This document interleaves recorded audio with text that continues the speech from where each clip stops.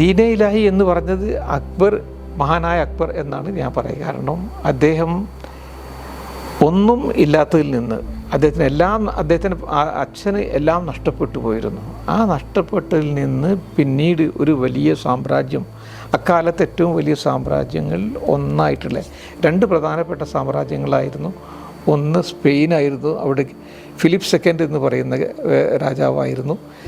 പിന്നീട് ഒന്ന് ഇന്ത്യയിൽ അക്ബർ ആയിരുന്നു.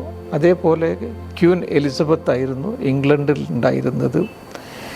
അതേപോലെ തന്നെ ടർക്കിയിലുള്ള രാജാവ് സുലൈമാൻ ദ മാഗ്നിഫിഷ്യൻ്റ് ആയിരുന്നു. പിന്നീട് അദ്ദേഹത്തിന് ശേഷം മുറാദ് എന്ന് പറഞ്ഞു. പേർഷ്യൻ രാജാക്കന്മാരും ഇതേപോലെ ഉണ്ടായിരുന്നു. രാജാവിൻ്റെ പേര് പെട്ടെന്ന് ഓർമ്മ വരുന്നില്ല.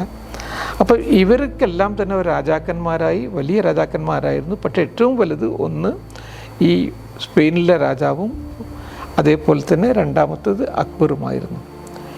ഇവർക്കൊക്കെ കിട്ടിയ സാമ്രാജ്യങ്ങൾ അവരുടെ അച്ഛന്മാർ കൊടുത്ത സാമ്രാജ്യങ്ങളാണ്.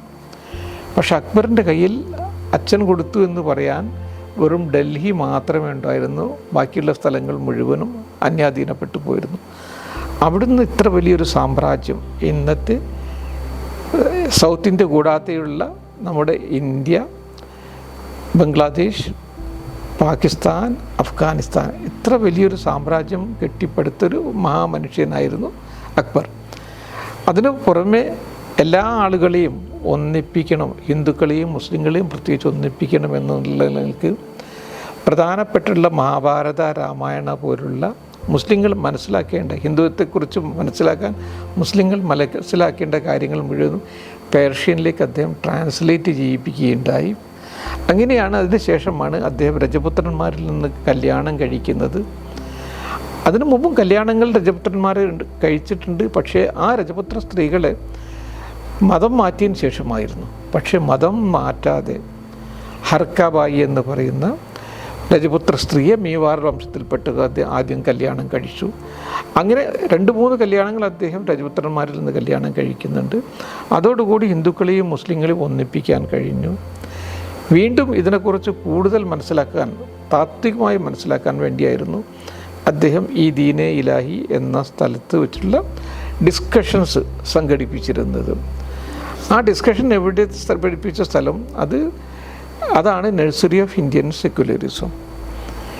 ഇത് എവിടെയാണ് എന്നുള്ളതിനെക്കുറിച്ച് ചരിത്രകാരന്മാരുടെ ഇടയിൽ പല അഭിപ്രായങ്ങളുണ്ടായിരുന്നു. ചില ആൾ പറയും ഇവിടെയാണ്, വേറെ ചില ആൾക്കാർ ഇവിടെയാണ്. അവർ മുഴുവൻ പറയുന്നത് സ്റ്റാൻഡിങ് മോണ്യുമെൻസിനെ കുറിച്ചായിരുന്നു. പക്ഷേ 2 ചരിത്രകാരന്മാർ പറഞ്ഞിരുന്നത് അവിടെയല്ല, ഇത് തകർന്നു പോയിട്ടുണ്ട്, ഇന്ന് ഒരു ചെറിയ കുന്നു പോലെയാണെന്ന് 2 ചരിത്രകാരന്മാർ പറഞ്ഞിരുന്നു. അത് ഒന്ന് ഓസ്ട്രേലിയയിലുള്ള റിസ്വി എന്നുള്ള ഒരു ചരിത്രകാരനായിരുന്നു. അതേപോലുള്ള മറ്റൊരു ആൾ കൂടി ഇതേപോലെ പറഞ്ഞിരുന്നു. പക്ഷെ അവരുടെ കയ്യിൽ പ്രൂഫ് ഉണ്ടായിരുന്നില്ല. എന്താണ് തെളിവ് ഇതിന് കൊടുക്കുക? ആണ് എന്ന് കുന്നുകൾ ധാരാളം ഫത്തേപൂർ സിക്രിയിലുണ്ട്. ഏത് കുന്നിനെക്കുറിച്ചും നമുക്ക് പറയാം. പക്ഷേ അത് തെളിയിക്കാനുള്ള തെളിവുകൾ ഉണ്ടാവണം. അപ്പോൾ അവിടെയാണ് ഞാൻ ചെയ്ത ചെറിയ എക്സ്കവേഷൻ്റെ പ്രാധാന്യം വന്നിട്ടുള്ളത്. അവിടെ എനിക്കൊരു മുഗൾ പെയിൻറ്റിങ് കിട്ടി. അക്ബറിൻ്റെ കാലത്ത് ഉണ്ടാക്കിയിരുന്ന പെയിൻറ്റിങ് ആയിരുന്നു. ഇബാദത്ത് ഖാന പെയിൻറ്റിങ് എന്നാണ് അതിനെക്കുറിച്ച് പറയാറുള്ളത്. അത് അക്ബർ നാമയിലുള്ള പെയിൻറ്റിങ് ആണ്. അത് 1602 അക്ബർ മരിക്കുന്നതിൻ്റെ 3 വർഷം മുമ്പ് ഉണ്ടാക്കിയതാണ്. അന്ന് ആ പെയിൻറ്റിങ് ഒറിജിനൽ കോപ്പി ഒന്നും ഇവിടെ ഇല്ല. ചെസ്റ്റർ ബീറ്റി കളക്ഷൻ എന്ന് പറയുന്നത് അയർലൻഡിലാണുള്ളത്, ഡബ്ലിനിലാണുള്ളത്. അപ്പം ഇത് വെൽ നോൺ പെയിൻറ്റിംഗ് ആണ്. എൻ്റെ കണ്ടുപിടുത്തൊന്നുമില്ല, വെൽ നോൺ പെയിൻറ്റിംഗ് ആണ്. പക്ഷേ എനിക്ക് സാധിച്ചത് ആ പെയിൻറ്റിങ് എടുത്തുകൊണ്ട് ഈ കാണുന്ന കുന്നുമായിട്ട് കമ്പയർ ചെയ്യാൻ കഴിഞ്ഞു.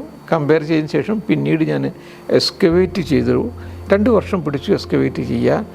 എക്സ്കവേറ്റ് ചെയ്തതിന് ശേഷം പിന്നീട് രണ്ടാമതും കമ്പയർ ചെയ്ത് നോക്കിയപ്പോൾ ആ പെയിൻറ്റിങ്ങിൽ ഏതൊക്കെ രൂപത്തിൽ കാണിച്ചിട്ടുണ്ടോ അതേ രൂപത്തിലുള്ളൊരു സ്ട്രക്ചറാണ് എനിക്ക് ഭൂമിക്കടിയിൽ നിന്ന് കുഴിച്ചെടുക്കാൻ കഴിഞ്ഞത്. അപ്പോൾ that was A great discovery. അന്ന് മിസ്സസ് ഗാന്ധി ജീവിച്ചിരുന്നുണ്ടായിരുന്നു. അവർ പറഞ്ഞു ഇറ്റ്സ് എ ഗ്രേറ്റ് ഡിസ്കവറി എന്ന് അവർ ഫയലിൽ നോട്ട് ചെയ്തിരുന്നു. ഒന്ന് അതേപോലെ തന്നെ ഒരു ക്രിസ്ത്യൻ ചാപ്പൽ അക്ബർ ഉണ്ടാക്കിയിരുന്നു.